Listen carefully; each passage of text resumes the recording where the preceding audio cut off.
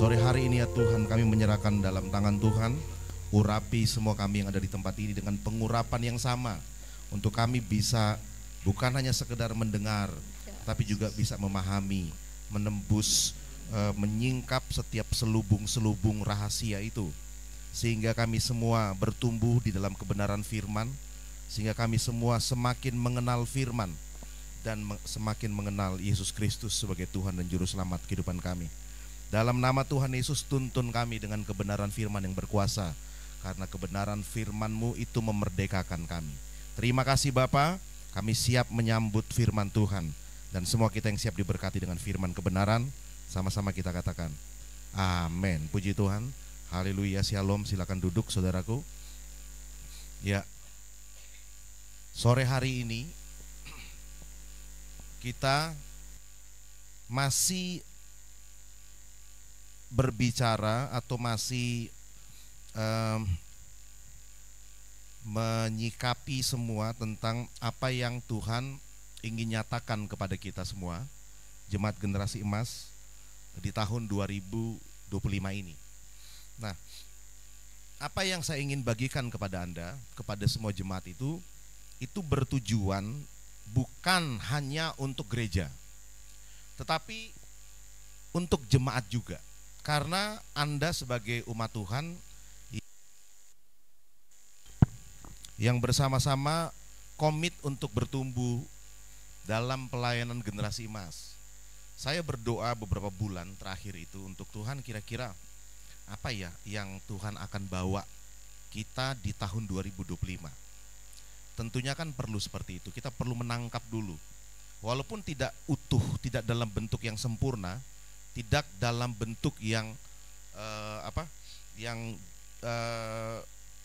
yang benar-benar udah jadi gitu, tapi minimal kita bisa memahami beberapa rangkaian peristiwa gitu ya, yang walaupun belum utuh sebagai satu gambaran yang utuh, karena Alkitab berkata bahwa nubuat itu, sedangkan nubuat aja itu, nubuat manusia belum sempurna. Kita masih lihat di kaca yang masih samar-samar gitu ya, sampai yang sempurna itu datang, yaitu Yesus Kristus Tuhan, baru kita bisa melihat muka dengan muka. Nah, walaupun demikian, saya juga percaya bahwa sepatah kata firman Tuhan itu juga bisa mengubah hidup orang gitu ya. Satu kata aja, tapi itu benar-benar firman kebenaran, dia bisa mengubah nasib seseorang. Kita pakai istilah seperti itu. Nah, makanya saya coba mencari, berdoa juga dan sebagainya. Lalu saya mendapati bahwa apa yang Tuhan nyatakan kepada kita di tahun 2024 itu belum cukup, saudara. Bahwa visi tahun 2024 adalah bertumbuh dan menjadi besar gitu ya. Saya melihat di akhirnya itu terjadi memang. Tetapi sampai kepada target yang bagi saya kayaknya belum, Tuhan. Belum sampai seperti yang Tuhan mau, belum gitu ya. Tapi kita sudah melangkah ke situ. Kita sudah mulai melihat beberapa hal, baik dari secara fisikal, secara pelayanan, saudara, secara perkembangan gereja ini, sampai coba Anda lihat ya, dari awal Januari tahun ini, tahun 2024 sampai di akhir, saudara, saya merasa ada banyak perubahan, ada banyak pertumbuhan terjadi, ada banyak perubahan baik di dalam pelayanan gereja dan apa yang kita sebut dengan program, dengan pokoknya rutinitas atau kegiatan gerejawi. Nah, yang saya bilang tadi belum cukup itu adalah begini. Saya percaya kalau Tuhan nyatakan sesuatu kepada gereja secara korporat itu secara bersama, itu harusnya terjadi juga kepada setiap individu umat Tuhan yang ada di pelayanan gereja tersebut gitu ya.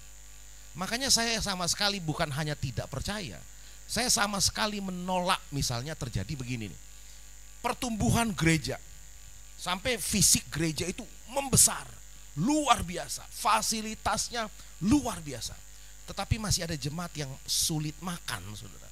Saya nggak terima di hati saya itu. Kok bisa ya? Oh, nggak bisa terjadi kayak gitu. Ada umat Tuhan yang untuk pendidikannya aja sulit gitu ya, tapi gerejanya besar gitu, ya kan? Itu nggak imbang, dan saya pikir itu Bukan itu tujuan Tuhan. Bukan membesarkan gereja fisiknya, tetapi sebenarnya membesarkan umat-umat yang ada di gereja fisik itu gitu ya. Karena itulah gereja yang sesungguhnya. Gereja yang sesungguhnya itu bukan gedung. Gereja yang sesungguhnya adalah orang-orang. Siapapun yang dipanggil daripada kegelapan masuk ke dalam terang Tuhan yang ajaib, lalu menceritakan tentang perbuatan Tuhan yang besar. Itulah gereja. Namanya eklesia namanya itu. Yang dipanggil dari gelap gitu. Masuk kepada terang. Ada perubahan kan? Gelap tadinya, sekarang terang. Tadinya berjalan di dalam satu jalan yang tidak dituntun, tidak ada tuntunan karena gelap. Tetapi karena ada terang yang bercahaya dalam hidup mereka, itu menuntun mereka gitu. Lalu menceritakan kebesaran peristiwa-peristiwa yang Tuhan kerjakan dalam kehidupan mereka. Itu baru gereja gitu ya. Nah, maka saya pikir belum Tuhan. Saya berdoa tahun ini Tuhan makin nyatakan. Nah, makanya kita dapat visi gereja. Coba tampilkan slide pertama itu adalah, mari kita baca bersama-sama sebagai judul khotbah juga sore hari ini. 2, 3, diberkati dan bermultiplikasi. Lagi, 1, 2, 3, diberkati. Coba ngomong sama sebelah kiri kanannya. Kamu diberkati, bertumbuh, bermultiplikasi. Jadi itu juga terjadi kepada saudara, katakan amin. Ada satu tambahan kata di situ adalah diberkati. Diberkati. Tapi diberkati nggak cukup itu. Kamu juga harus bertumbuh. Bertumbuh dengan kerohanian yang bertumbuh gitu ya. Dengan pemahaman Alkitab yang bertumbuh. Dengan pengenalan akan Tuhan yang bertumbuh gitu ya. Bukan hanya diberkati tapi juga bertumbuh. Lalu bermultiplikasi.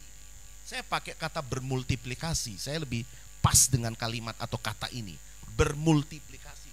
Ada perkembangan gitu. Ada kejadian-kejadian yang membuat 1 jadi 2, 2 jadi 3. Nah, itu terjadi juga dengan apa yang Anda pegang, dengan apa yang Anda kerjakan. Anda mengerjakan 1 tahun kemarin, hari ini, tahun ini, Tuhan berkati, itu bertumbuh menjadi 2 gitu. Itu bermultiplikasi lagi. Dia bertumbuh. Nah, saya sebagai gembala itu berdoa agar jemaat Tuhan juga, Anda semua yang bertumbuh di gereja ini juga benar-benar lebih diberkati Tuhan di tahun 2025. Katakan amin. Lebih bermultiplikasi di tahun 2025. Itu doa kita bersama-sama. Itu visi kita, saudara. Kita tetapkan itu menjadi visi gereja 2025. Nah, oke ya, itu ya. Saudara, beberapa bagian di dalam apa yang saya sudah sebutkan tadi, saudara, itu sudah saya sampaikan di khotbah tanggal 31 ya, tanggal 31 malam. Saudara bisa beberapa hal mungkin saya tidak akan ulang di sini, itu ada di sini saudara, di kanal YouTube Gereja GPDI Generasi Emas. Udah pakai ini saya saja. Ya, nah ini saudara. Ini ada, kita punya kanal YouTube gereja gitu ya. Subscribe-nya itu nggak banyak lah. Baru 300-an itu. Itu punya kanal saya tapi sudah di-upgrade jadi premium ya. Premium itu akhirnya bisa kita buat live streaming dan lain-lain sebenarnya. Nah, itu ada di visi GPD Generasi Emas 2025. Anda klik aja situ, Anda bisa lihat itu. Itu saya sudah singkat, saya sudah potong beberapa menjadi 49 menit ya. 49 menit itu semua berisi secara detail gitu ya. Apa yang kita pahami tentang 2025 sesuai dengan tuntunan Tuhan kepada kita ya. Di situ bisa lihat, saksikan di situ. Itu judulnya. Kalau saudara mungkin lagi kemana gitu bisa dengar lewat headset, atau di rumah lagi sarapan atau lagi masak ibu-ibu ya. Itu cuma 49 menit. Anda buat nasi goreng plus makan entek 49 menit, atau Anda lagi makan siang Anda dengar ini. Makin Anda dengar, Anda makin memahami bagaimana rencana Tuhan dalam hidup kita di tahun 2025. Anda harus paham itu, berjalan sesuai dengan kehendak Tuhan kepada gereja generasi emas. Nah saudara, apa saja atau apa dasarnya saudara? Ayat ini dasarnya. Ini saya sudah sampaikan, tapi kita coba baca kembali bersama-sama. Yuk, 2, 3. Yesaya 54 Oke. Lapangkanlah tempat kemahmu. Bentangkan. Oke. Jangan menghemat. Oke. Nah, itu bagian pertama tuh ya. Nah, bagian kedua di ayat yang ketiga. Yuk kita baca. 2, 3. Sebab engkau akan mengembang. Keturunanmu akan memperoleh tempat bangsa-bangsa dan akan mendiami kota-kota sunyi, ya kan gitu ya. Nah, saudara, visi gereja kita itu ada di ayat yang ketiga. Saya coba aplikasikan itu dalam 3 kata tadi, bertumbuh, diberkati, bertumbuh, dan bermultiplikasi. Itu dari ayat yang ketiga sebenarnya. Nah, saya bilang tadi kan sama Anda bahwa Tuhan nggak cukup itu yang kemarin gitu ya. Tahun ini nggak cukup tuh. Harus ada lebih lagi sampai benar-benar nyata. Dasar ayatnya Tuhan. Lalu seperti yang saya jelaskan di khotbah tanggal 31 malam itu ada teman sharing tiba-tiba. Di beberapa hari itu tiba-tiba seorang teman pengurus gereja sini aja. Itu Pak Rudi namanya, saudara. Tiba-tiba dia kan sering sharing tuh kepada saya tuh, sering sharing ayat ya, kita sering diskusi panjang lah lewat telepon, lewat apa segala macam. Dia sharing ayat itu, Pak, saya dapat ini, Pak. Saya bentar. Wah, ini kayaknya dalam hati saya itu kayak, yes, ini ayatnya nih. Ini dasar ayatnya. Kita dapat kemarin itu, ya oke, ya Tuhan bertumbuh menjadi besar. Bergerak, maju, menjadi besar. Apa Tuhan secara spesifik? Dasar firman-Nya. Ya tiba-tiba dia WA. Saya bilang, yes, terima kasih Tuhan, terima kasih Pak Bro, saya bilang gitu. Ini kayaknya ini jadi dasar ayat visi atau tema tahun 2025. Puji Tuhan Pak, dibilang gitu. Ini udah konfirmasi ini berdua nih. Oke saudara, lanjut saudara. Gas kira-kira gitu. Itu kata dia. Oke, nah saudara ini ayatnya. Di ayat yang ketiga. Nah saudara coba Anda lihat di ayat yang ketiga. Seperti saya jelaskan di tanggal 31 itu. Di dalam 2 terjemahan yang lain, yaitu dalam AYT ini, dan terjemahan lama atau TL, kita dapati bahwa di ayat yang ketiga itu ada perluasan makna. Perluasan makna. Dan saya cukup cocok dengan 2 terjemahan ini. Yang pertama itu adalah sebab engkau akan menyebar ke kanan dan ke kiri. Saya pikir saya itu pertumbuhan yang menyebar. Wah, itu keren. Terus saudara, ada kata di situ, keturunanmu akan menguasai. Menguasai. Itu sama dengan kata kamu akan pergi dan menjadi saksiku di Yerusalem, kamu akan menerima kuasa. Bagi saya itu agak sedikit ada kesamaan makna di situ. Kuasa yang terjadi ketika kita diutus pergi, diberikan kuasa. Kuasa itu dalam terjemahan Yunani itu dominion namanya itu. Sesuatu wibawa ilahi, otoritas ilahi, satu pengaruh yang membuat bukan Anda yang dipengaruhi, tapi Anda yang mempengaruhi. Anda di atas bukan di bawah. Itu dominion namanya itu. Menjadi kata dominan. Selain kata dunatos atau dunamit, ledakan. Saudara. Dia itu kata dominan, dia mendominasi. Saudara.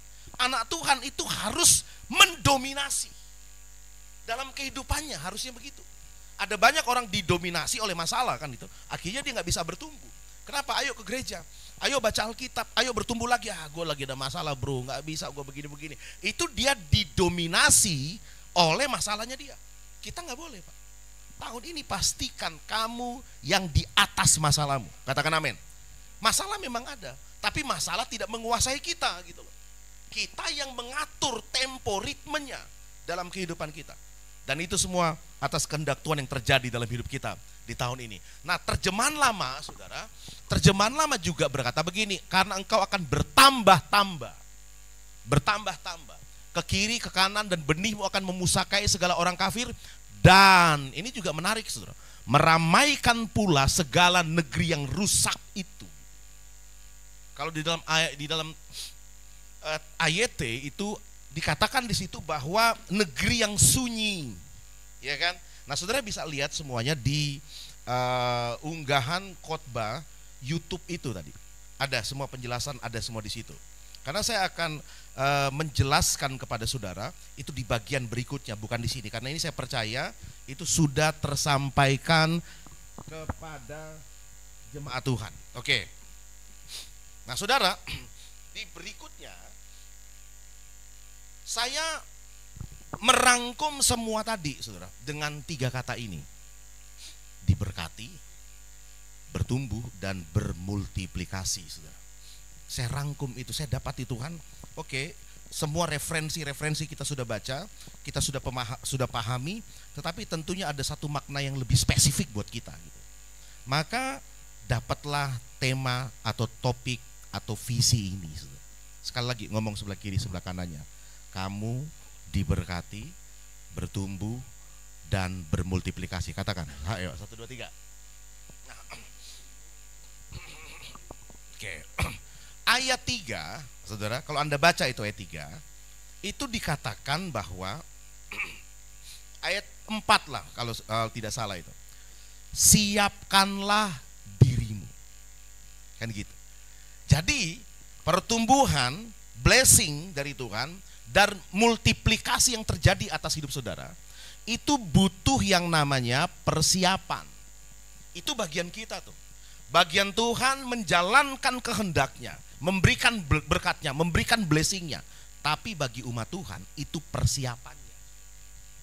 Mempersiapkan penampangnya, mempersiapkan gelas hidupnya gitu ya. Itu yang kita persiapkan hari-hari ini untuk menerima bagian yang Tuhan akan jalankan dalam hidup kita. Nah, di persiapan tadi itu ada di ayat yang kedua, saudara. Ayat yang kedua bunyinya, lapangkanlah tempat kemahmu, bentangkanlah tenda kediamanmu, jangan menghemat, panjangkan talinya, dan pancangkan kokoh patokmu. Saudara, di satu ayat ini saya dapati ada 2 hal. Bentangkan tenda, panjangkan talinya, jangan menghemat. Itu di bagian atas kemah. Itu bagian atas kemah tuh. Tapi pancangkan kokoh patokmu, itu di bagian dasar. Jadi 2 hal ini yang dipersiapkan umat. Atas kemah dan dasar.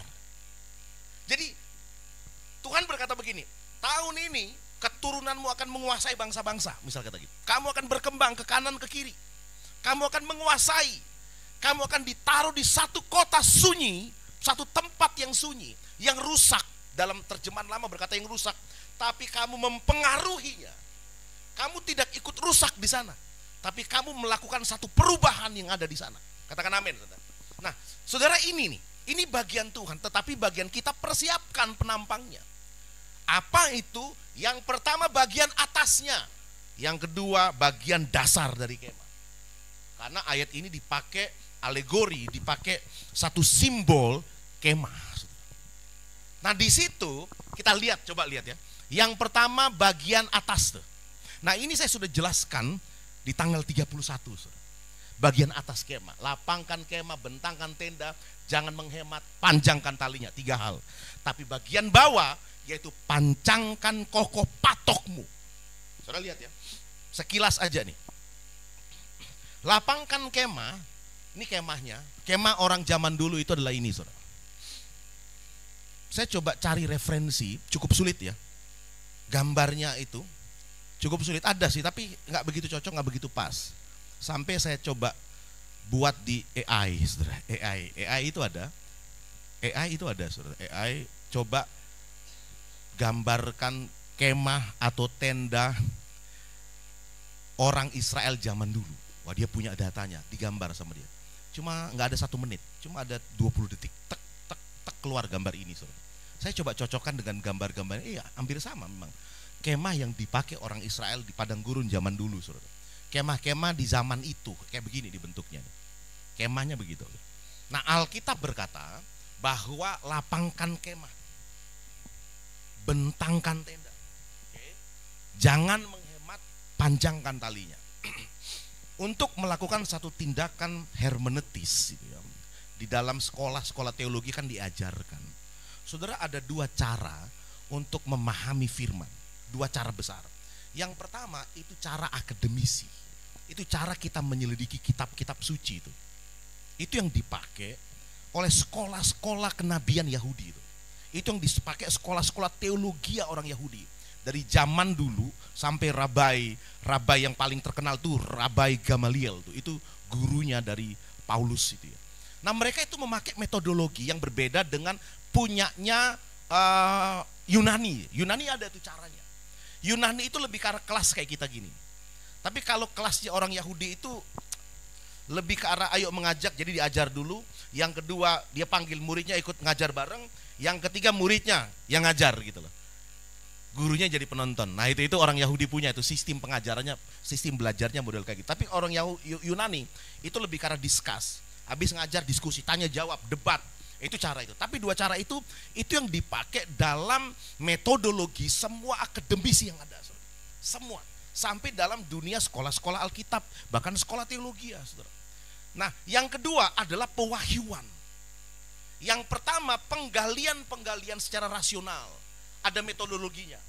Digali itu ada studi kritik teks itu, ada hermeneutis namanya. Ada sumber-sumber pustaka yang lain, saudara. Ada penggalian arkeologi untuk kita menentukan oh ya benar ini kejadiannya di Bethlehem. Di mana? Di Bethlehem di ini. Nah, menurut penggalian yang terjadi, oh ya kita temukan tuh ada penggalian yang terbesar tentang kitab suci itu ya, di Laut Mati itu didapati, saudara. Itu menambah kekuatan dari apa yang sudah dipercayai oleh umat. Nah, yang pertama ketika saya melakukan studi kritik teks gitu ya, coba saya cari sumber-sumber tokoh-tokoh, bapak-bapak gereja, orang-orang besar yang dia menafsirkan ayat ini apa. Saudara, ada 3 tokoh besar saya dapati. Yang pertama itu Matthew Henry. Matthew Henry ini itu seorang komentator Alkitab, terkenal banget itu. Yang kedua itu Charles Spurgeon. Itu seorang pengkhotbah hebat banget. Yang ketiga itu tokoh besar yang sangat-sangat besar, John Calvin namanya. 3 tokoh ini itu dalam tulisan-tulisan mereka menyimpulkan bahwa lapangkan kemah, bentangkan tenda, jangan menghemat, panjangkan talinya.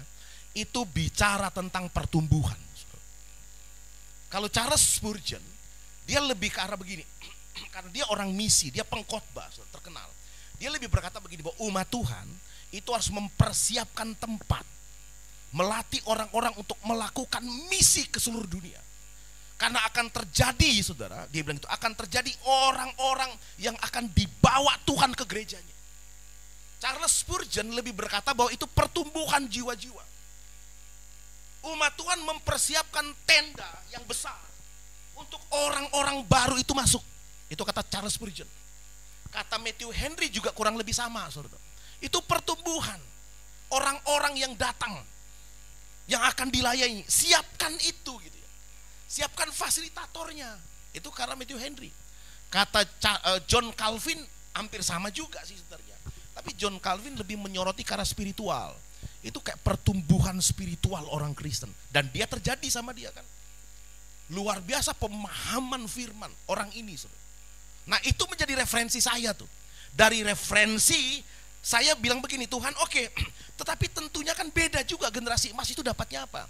Dari referensi, dari doa dan segala macam digabungkan itu, saudara. Lalu kita dapati ini 3 hal ini. Yang pertama, saudara, ternyata lapangkan kemah, bentangkan tenda. Itu bicara tentang upgrade diri dan terbuka untuk hal yang baru. Kalau saudara pengen menerima blessing of the Lord, pertumbuhan, pengen menerima berkat dari Tuhan dan bermultiplikasi tahun ini, yang perlu Anda siapkan dirimu upgrade, Pak. Di upgrade diri kita. Entah skill kita, wawasan kita, pengetahuan kita, upgrade semuanya. Siapkan itu. Benar. Sesuai dengan apa yang engkau upgrade, maka engkau akan menerima sesuai dengan kapasitasmu. Benar. Orang dipercaya melakukan sesuatu sesuai kapasitasnya dia, Pak. Dimanapun, di pekerjaan apapun, dimanapun. Kalau kita kapasitas kita begitu, ya dapatnya begitu. Tapi kalau Anda mengembangkan kapasitas dirimu dari banyak hal, dari pendidikan lah, dari apapun lah, apapun, saudara, jangan sampai, saya bilang begini, jangan sampai Tuhan gerejanya besar, umatnya cilik gitu, jangan. Gereja besar, terjadi pertumbuhan, baik fisikal apapun itu. Tapi orang-orang yang ada di dalamnya benar-benar generasi yang mulia, generasi emas beneran, saudara. Itu dari upgrade, saudara. Dan terbuka untuk hal-hal yang baru, terbuka. Kita jangan jadi orang yang terlalu kolot, wah harus begini, gini, enggak. Di sesuatu yang isunya hanya sekunder, saudara, terima aja. Kalau yang fundamental, nanti fundamental kita belajar. Itu yang pertama, ya. Nanti kita belajar fundamental, oh kita nggak kompromi. Tapi kalau sesuatu yang sekunder, saudara, upgrade dan hal yang baru, terima aja. Jangan jadi orang yang keras kepala, Pak. Gitu. Ada masukan, ada apa hal yang baru kan kita terima. Oh ya bagus itu, ambil gitu ya, ambil gitu, bergerak gitu ya. Bergerak maju itu adalah kita harus siap juga menerima hal-hal yang baru gitu. Hal yang baru, karena kantong anggur yang lama itu nggak bisa menerima anggur baru, nggak bisa. Kantongnya harus baru juga gitu. Nah gitu ya. Oke, yang kedua, saudara, adalah jangan pelit untuk investasi yang bermanfaat untuk pengembangan diri tadi. Dan berani bermimpi besar, itu ada semua di YouTube, itu sudah saya khotbahkan saya kira. Lalu yang ketiga itu membangun tali jejaring. Saudara, aset yang paling besar dalam kehidupan orang, dalam bisnis, dalam apapun, adalah pertemanan, saudara. Adalah relasi. Saudara siap ya? Siap nih. Itu yang bagian yang kita lakukan. Upgrade diri, jangan berhemat, jangan terlalu pelit berhemat untuk mengembangkan diri saudara. Itu harus ada modal yang keluar, Pak. Kita buat kanal YouTube premium juga biaya per bulan sekian, Pak. Saya lagi buat ada di Zoom, 2 Zoom ini. 2 Zoom PA. Itu berbayar agar supaya Zoom-nya itu tidak 1 jam mati, enggak. Berbayar, Pak. Untuk upgrade itu ada sesuatu yang dikeluarkan, jangan pelit gitu. Banyak orang ya udahlah yang penting kali, nggak bisa. Untuk pertumbuhan, untuk upgrade itu saudara nggak bisa, enggak. Saudara nggak bisa terlalu berhemat di situ. Itu bukan hanya bicara keuangan, berhemat pikiran. Ada orang terlalu malas untuk bermimpi besar. Dia terlalu udahlah gue kayak gini ya gini aja. Sebagaimana terjadi ya seperti itu, saudara. Kita nggak bisa. Ngomong sama sebelahnya, kamu harus jangan berhemat untuk pengembangan dirimu. Ngomong begitu. Ya, jangan menghemat. Membangun tali jaring. Oke, saudara. Nah, sekarang di sini titik poin yang akan kita bersama-sama belajar, saudara. Pancangkan patokmu itu adalah bagian dari persiapan atau tindakan iman kita. Kalau yang tadi, saudara, itu bicara tentang tenda bagian atas, gitu ya. Bentangkan, gitu. Upgrade dirimu, gitu ya. Dibentangkan, gitu loh. Jangan dikecilkan terus, bentangkan, saudara. Kalau John Calvin berkata, kalau Matthew Henry berkata, siapkan untuk orang-orang baru datang, gitu kira-kira gitu. Bentangkan. Bukan hanya barang yang masuk ke dalam tenda itu, tetapi orang-orang juga yang masuk ke dalam tenda itu. Nah itu saya pakai istilah bertambah-tambah, bertumbuh gitu, bermultiplikasi ada divisi itu. Nah yang bagian ini, itu lebih ke arah persiapan dasar. Dasar, ayo kokohkan patokmu, saudara. Nah saya sudah bilang, sudah sedikit menyinggung di khotbah tanggal 31. Nah ini yang kita akan bahas, saudara. Saudara, di bagian dasar itu, saya temukan ini. Yang saudara harus persiapkan itu adalah pemikiran. Yang disebut fundamental doktrin. Itu di gereja. Kekurangan dari gereja, kita udah bahas ya, bahas panjang, apalagi aliran karismatik kayak kita ini. Kekurangan gereja, aliran karismatik, kita harus akui. Kita kan mau upgrade kan. Orang kalau mau upgrade, mau bertumbuh, bersedia dong dikoreksi. Termasuk saya, Pak.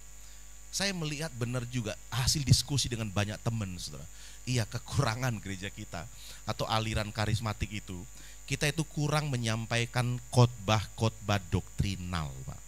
Kita senang menyampaikan khotbah-khotbah yang praktis, 5 langkah untuk sukses, gitu. 3 langkah untuk diberkati.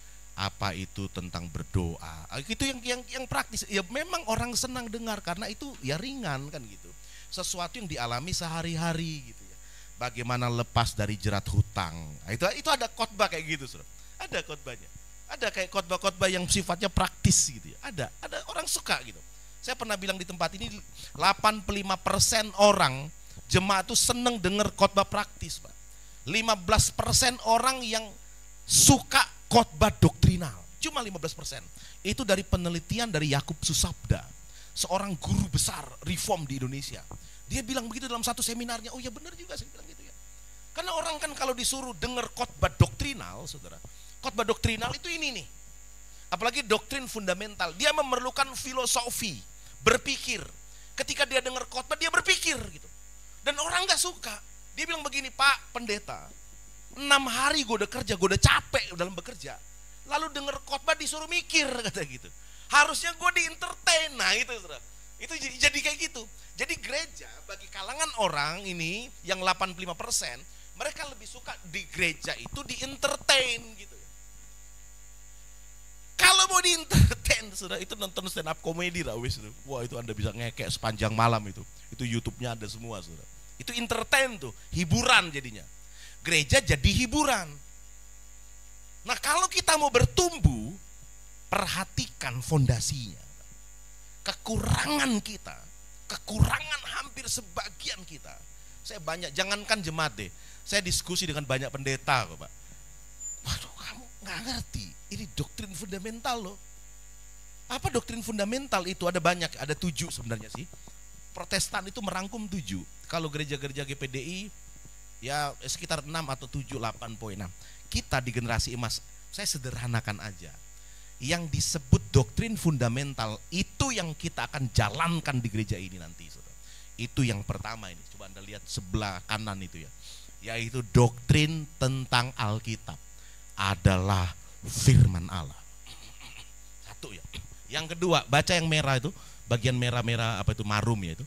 2, 3, soterio atau keselamatan. Itu ada 3 hal, kasih karunia, iman, pertobatan dan lahir baru. Lalu tentang kristologi, lalu tentang mengasihi Allah. Itu doktrin utama itu. Karena kasih itu adalah akar, kata Alkitab. Dia akar, dia bagian fundamental. Kalau doktrin tentang kasih itu bisa juga praktis, bisa juga dogmatis. Bisa sesuatu yang dipelajari itu, sesuatu yang sifatnya teoritis bisa gitu. Itu tentang kasih. Nah, kita lihat nih bersama-sama. Pak, kok bisa? Ini kekuatannya di mana? Iya, ini kekuatan bagi tenda yang Anda bangun itu gitu. Anda lagi membangun tenda nih ya, untuk menikmati visi Tuhan yang menjadi visi gereja ini juga di tahun 2025 bagi kita adalah diberkati, bertumbuh dan bermultiplikasi. Nah, supaya kita bisa dapat itu barang itu, kita menerima itu blessing itu di tahun ini adalah yang pertama persiapkan bagian atasnya, yang kedua atas ini itu harus dikuatkan oleh dasarnya. Bayangkan saudara, Yesus pernah berkata begini, kalau rumah dibangun di atas pasir, maka datang hujan, angin dan badai. Rumah itu roboh kena itu gitu loh. Tapi kalau rumah itu kuat di atas fondasi yang kuat, ketika datang hujan, angin dan badai, maka rumah itu akan kokoh gitu ya. Itu pengajaran gitu ya. Itu pengajaran. Karena banyak salah satu rupa-rupa angin pengajaran itu yang merobohkan rumah-rumah orang Kristen. Saudara, pertumbuhan gereja yang kita tahu hari-hari ini itu sebenarnya perpindahan kolam, perpindahan ikan kolam, saudara. Kita nggak mau itu ya. Kita pengen benar-benar, kalaupun ada yang, iya kita benar-benar bertumbuh gitu. Benar-benar dipastikan kuat doktrinnya, kuat dasarnya. Jadi nggak gampang, ayo, nggak gampang. Jadi benar-benar kuat. Ngomong sama sebelahnya, ayo kuatkan dasarmu. Tahun ini yang kamu harus persiapkan. Ngomong sama sebelahnya, senggol, tepuk pundaknya, ayo siapkan dasarmu. 2 bulan sampai 3 bulan awal, saudara, tahun 2025, kita akan tuntas nih belajar ini nih. Belajar minimal dapat, kita belajar di khotbah minggu, belajar di komsel. Khotbah minggu, komsel dan PA, itu 3 pilar kita itu. Jadi ibadah raya, ada komsel, ada pelajaran Alkitab. Ibadah raya, komsel, pelajaran Alkitab. Untuk kita bisa belajar ini. Nah pertanyaannya begini, Pak, pentingnya di mana sih? Kok saya harus paham tuh doktrin Alkitab adalah firman Allah? Apa itu fungsinya dalam kehidupan saya sehari-hari? Masa saya jadi kayak seorang mahasiswa STT atau Pak? Wong saya kan hanya jemaat biasa. Apa perlu saya belajar doktrin fundamental Alkitab adalah firman Allah? Masa sih Pak? Gue itu sekarang lagi utang pinjol Pak, kata dia gitu. So, gue didoakan aja cukup Pak, kata dia gitu. Enggak, denger ya. Gini ya, saya kasih contoh nih. Doktrin fundamental itu filosofi hidup. Kayak menjadi bagian garis-garis besar haluan negara itu kan zaman dulu, gitu, atau ideologi kita itu. Nah, kita punya satu pemikiran filosofi hidup itu ketika kita bertindak secara praktis itu pengaruh loh. Contoh misalnya begini, saudara tahu nggak? Doktrin Alkitab adalah firman Allah ya, bukan berisi firman Allah. Ada orang berkata Alkitab berisi, enggak. Kita yakin Alkitab adalah firman Allah. Oke. Tapi ada penjelasannya. Penjelasannya begini. Ada yang disebut dengan sola scriptura. Sola scriptura itu jalan lewat Alkitab. Itu ada sola fide, ada jalan lewat iman. Itu Luther itu yang ngunggah, ada 3 sola itu. Sola fide, sola scriptura, sola gratia. Nah, sola scriptura itu bicara tentang otoritas dalam hidup orang itu. Orang percaya adalah Alkitab. Itu otoritas. Jadi apapun yang terjadi, itu Anda harus bawa ke dalam terang kitab suci. Benar nggak yang disampaikan Alkitab ini? Sesuai nggak dengan yang diomongkan? Semua harus sola scriptura, itu maksudnya. Ya. Ada detailnya lagi, tapi di kelas teologi itu Pak. Nah kita yang butuh ini, kita. Lalu yang kedua itu namanya tota scriptura. Tota scriptura itu totalitas dalam pembacaan kitab suci. Orang Kristen nggak bisa enggak. Kalau Anda berkata otoritas tertinggi hidup saya yang Tuhan kasih adalah firman, pendeta mau ngomong apa saja, nubuat mau ngomong apa saja, firman Tuhan katanya gimana, saya harus lebih tunduk kepada firman. Oke, itu ya, itu tota scriptura tuh, sola scriptura. Tota scriptura berkata begini, Alkitab tidak pernah gagal. Sola scriptura berkata gitu, karena otoritas tertinggi, dia berkata Alkitab tidak pernah gagal, tidak pernah salah, 2 ini. Tapi kalau tota scriptura, totalitas dalam membaca kitab suci, orang Kristen harus, itu disiplin tuh baca kitab suci. Kenapa? Begini. Firman Tuhan dalam Alkitab itu beda dengan keyakinan yang bukan Kristen, Pak. Kalau keyakinan yang bukan Kristen percaya begini, bahwa Alkitab mereka, kitab suci turun dari surga, pewahyuan gitu, kira-kira gitu. Kita tidak. Pewahyuan yang dipercaya orang Kristen adalah ketika firman disampaikan yang bermanfaat untuk mengajar, ya kan gitu. Timotius kan ngomong, tapi tulisan-tulisan yang diilhamkan Allah itu bermanfaat untuk mengajar, untuk menegur kesalahan dan macam-macam seperti itu, mendidik orang dalam kelakuannya. Itu saudara lihat ya, itu ditulis oleh manusia-manusia. Dan manusia-manusia itu punya tingkat emosional, tingkat pendidikan, tingkat kecerdasan berbeda-beda gitu. Penulis kitab Pentateuch, Musa, berbeda dengan Yeremia, berbeda dengan 4 kitab Injil, Matius, Markus, Lukas, Yohanes, berbeda dengan Paulus. Paulus muatan teologinya udah dalam dia tuh. Berbeda dengan Yohanes. Berbeda itu tulisan. Nah, penulis ini orang-orang yang gagal juga gitu. Lalu apa yang kita dapat di situ? Begini, bahwa ternyata tuh firman yang menjadi manusia itu Yesus, itu puncaknya. Tapi firman yang disampaikan lewat nabi-nabinya tentang Kristus itu, gitu ya, tentang Kristus yang hidup, tulisan yang diilhamkan oleh Roh Kudus itu. Perhatikan saudara, lihat di sini manfaatnya itu dalam kehidupan kita. Kalau Anda belajar doktrin fundamental tentang Alkitab adalah firman Allah, ternyata firman Allah yang terjadi, yang kita baca itu ditulis oleh manusia-manusia. Tuhan pakai orang-orang itu. Nah kita kan kalau kita berpikir wahyu ilahi dari Tuhan, bentuknya spiritual yang turun, kita bergetar-getar tuh, ada api yang turun dari langit. Nggak bisa kayak gitu. Kekristenan berpikirnya bukan kayak gitu. Bukan sesuatu yang spiritual, bukan. Kadang-kadang bisa pakai manusia yang lain, orang-orang yang gagal juga, tapi bisa menjadi penyampai firman. Nah gitu loh. Orang-orang kan kadang-kadang gitu. Nah, kita ada juga banyak orang Kristen yang ketika dia cari Tuhan, dia benar menyepi, menyendiri, Pak. Dia menyendiri kayak pendeta-pendeta Himalaya, dia bertapa untuk cari Tuhan. Kekristenan dalam sejarah kekristenan hampir itu kecuali bapak-bapak gereja zaman dulu tuh. Kayak Santo Antonius itu seumur hidupnya dia jadi pertapa, Pak. Tapi nggak ada orang sekarang yang bisa kayaknya.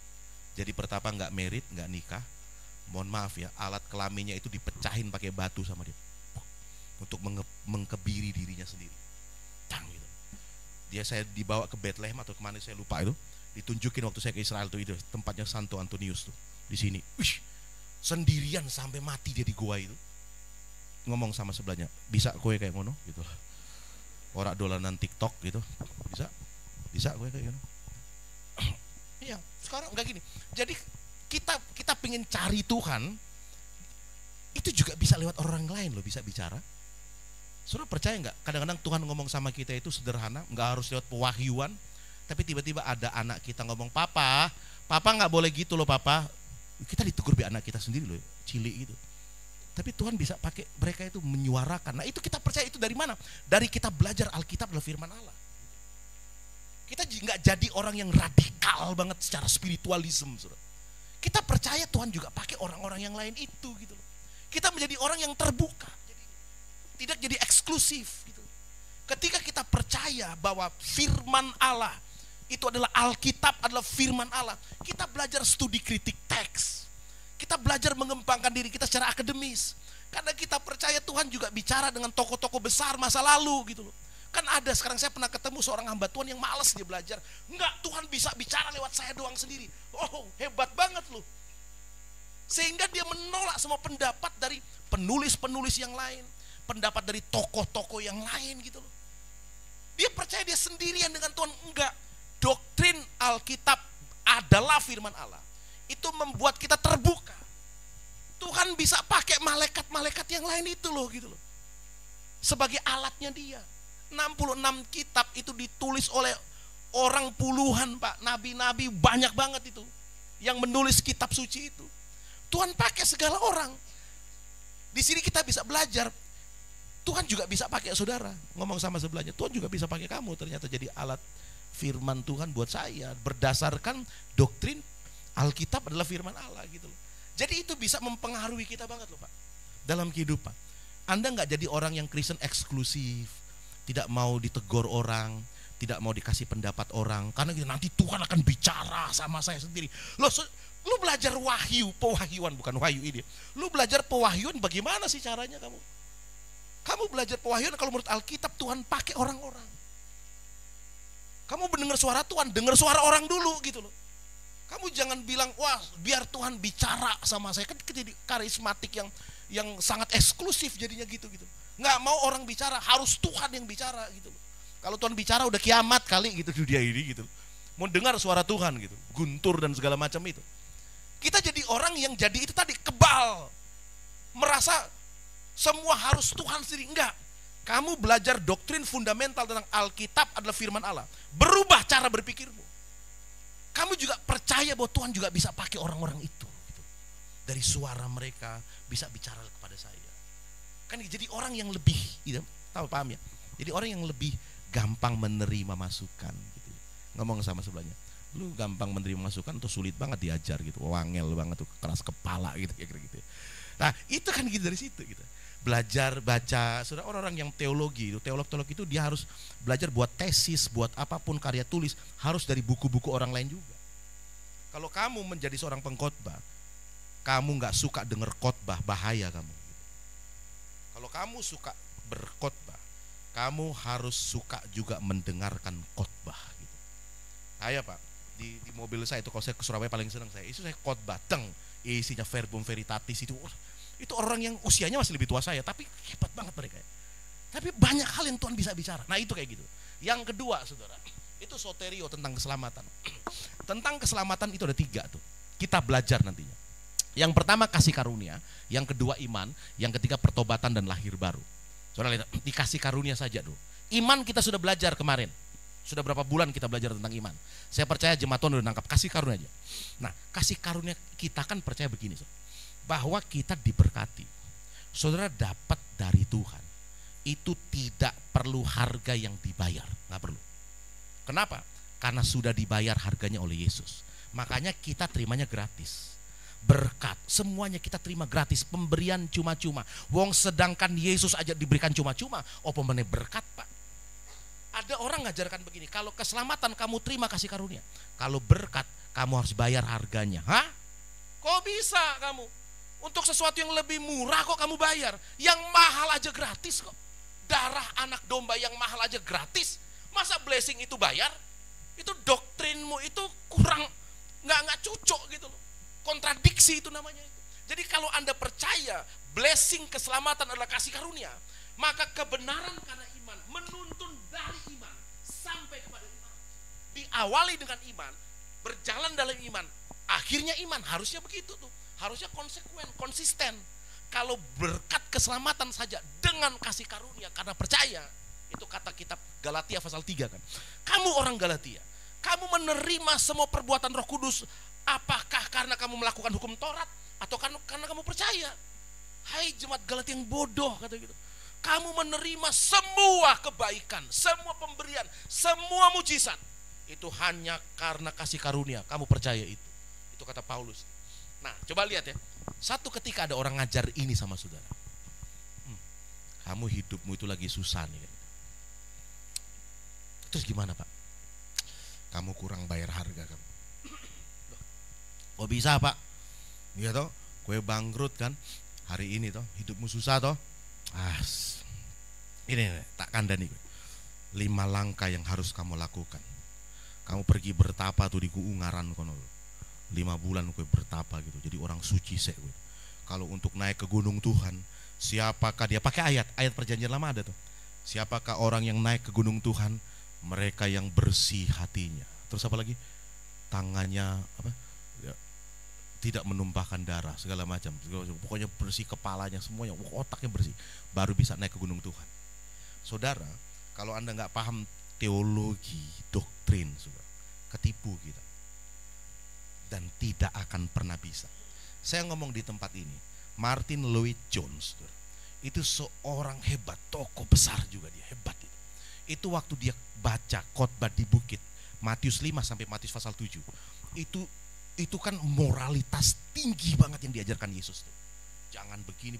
Kamu kalau kamu ingin orang lakukan sama kamu harus lakukan sama orang lain, bla bla segala macam. Saudara, di ujungnya Martin Lloyd-Jones itu tulis dalam bukunya Studies of the Sermon of the Mount gitu loh. Itu kayak gitu. Entah bahasa Inggris saya benar atau enggak ya. Pokoknya kira-kira tentang satu studi perkataan Yesus di bukit gitu. Kira-kira gitu. Khotbah Matius 5 maksudnya. Dia bilang gini, Tuhan, jauhkan saya dari khotbah di bukit. Loh, orang tanya kok bisa? Nggak ada orang yang bisa lakukan itu, nggak ada yang bisa. Kecuali saudara. Dia bilang gitu. Nggak ada. Kenapa kok kalau nggak ada yang bisa? Kok Tuhan sampaikan? Iya, disampaikan oleh Yesus. Supaya orang bergantung itu hanya kepada belas kasihan dan kasih karunia Tuhan. Bukan hebatnya dia melakukan Matius 5 sampai Matius pasal 7. Saya ngomong sama orang teman di CMN nih, Camp. Kemarin baru minggu lalu kita bahas, kok ada yang begini, ada yang begini. Kita kan nyampaikan tentang prinsip-prinsip seorang pria. Kok banyak yang gagal? Kenapa saya bilang begini, bro? Ada satu modul di modul pria sejati. Ada satu yang kurang, doktrin fundamental. Apa itu, bro? Doktrin kasih karunia. Kenapa? Karena semua modul itu pria yang melakukan semua. Capek, bro, gue bilang gitu. Ada yang bisa? Lu bisa lu? Ya, gue juga gagal. Gagal di mana? Di bersungut-sungut. Ada 5 dosa itu. Baru 5, Pak. Baru 5 dosa pria itu loh. Itu rata-rata gagal di bersungut-sungut. Penyembahan berhala. Gagal, banyak itu gagal, banyak gagalnya. Yang ketok aja banyak, yang gak ketok apa mana ya, saudara? Kenapa? Satu yang kita kurang ketika kita revisi modul pria sejati, tambahkan doktrin kasih karunia di situ. Karena di ujungnya itu ternyata gagal kita itu. Ternyata kita hanya memandang kasih karunia Tuhan supaya saya dibenarkan karena iman, bukan karena melakukan hukum Taurat. Nah, Anda kalau nggak paham doktrin kasih karunia, Pak, itu repot hidup itu. Apalagi Anda ketemu dengan evangelism legalistik ya, penginjil tapi penginjil Taurat gitu. Wah gitu, gitu loh. Nah kalau Anda nggak paham, Anda terima, capek hidupmu. Akhirnya banyak sekali penghakiman. Anda ketemu orang lagi hidupnya lagi susah, bertobat, bro. Loh kok bisa? Iya, hidupmu nggak bener sih, makanya kamu dihukum Tuhan. Kayak begini kan hidupmu. Orang itu, Pak, dia lagi susah kayak gitu, kita hakimi gitu loh. Gitu. Harusnya kita kasih dia cinta gitu. Itu doktrin kasih karunia gitu. Ya kan banyak orang kayak kita zaman dulu ya. Zaman dulu kita suka mabok nih, tidurnya di got. Ada majelis lewat, saya lagi tidur di got. Sam, bangun. Loh, wis. Kenapa tante? Gue lagi ngantuk nih. Itu loh, kamu ini anak pendeta, kamu kok tidur di got, mabok pula kamu, bla bla segala macam begini. Lah emang ini gotnya tante apa? Emang tante punya got ini? Oh bukan, ya udah diem aja mulut lu, udah gue tidur di got terus. Kasar aja kayak gitu. Paham saudara? Ya, harusnya orang itu kan begini, doktrin kasih karunia itu Injil kasih karunia namanya. Kenapa itu Injil? Kabar sukacita. Karena Yesus mengasihi orang berdosa. Ketika orang dikasih tahu kabar ini, Tuhan mengasihimu, Tuhan mencintai kamu, kamu itu berharga nak. Kalau kamu berharga, masukkan dia dicintai, dia merasa dia berharga. Waktu dia dapat pewahyuan itu, dang gitu. Iya, gue berharga kan. Ngapain gue tidur di got? Orang berharga, ngapain tidur di got gitu loh. Dia akan bangkit dengan sendirinya tuh. Itu doktrin kasih karunia. Di situ juga ada pertobatan dan lahir baru. Ada pertobatan. Jadi pertobatannya itu by the grace gitu. By the gospel. Karena Injil dia bertobat, Pak. Harusnya begitu. Pertobatan yang sejati itu bukan karena penghakiman, tapi karena Injil kasih karunia. Membuat orang sadar, wah gue dicintai, gue udah salah, tapi tetap diterima oleh Tuhan. Nggak pantas gue hidup kayak begini. Dia bangkit dengan sendirinya. Makanya Alkitab berkata 7 kali orang benar jatuh.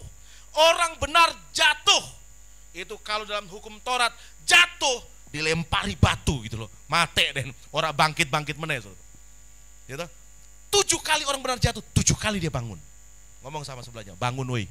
Ujuk terus kayak orang benar bangkit kembali, ya bangkit kembali, terpuruk kan, bangkit kembali karena Tuhan mengasihi kamu. Ya, nah itu gunanya doktrin, Pak. Belum lagi kristologi dan mengasihi Allah. Itu nanti 2-3 bulan dalam perjalanan iman kita ya, journey kita itu di tahun ini kita belajar itu ya. Supaya kalau itu dituntun oleh doktrin fundamental, landasan Anda itu kuat. Ngomong sama sebelahnya, kuat kamu pasti. Supaya kamu bisa terima blessing yang luar biasa, supaya kamu bisa bertumbuh ke atas, supaya kamu bisa bermultiplikasi, menyebar ke kanan ke kiri, sebar ke kanan ke kiri, buat kebaikan banyak hal ke kanan ke kiri. Itu doa kita bersama-sama di tahun ini ya. Oke ya. Jadi 5 ini kita akan fokus di sini. Saya mau ngomong lagi, masih ada berapa minggu ke depan kita akan belajar bersama-sama. Mari tundukkan kepala, kita berdoa.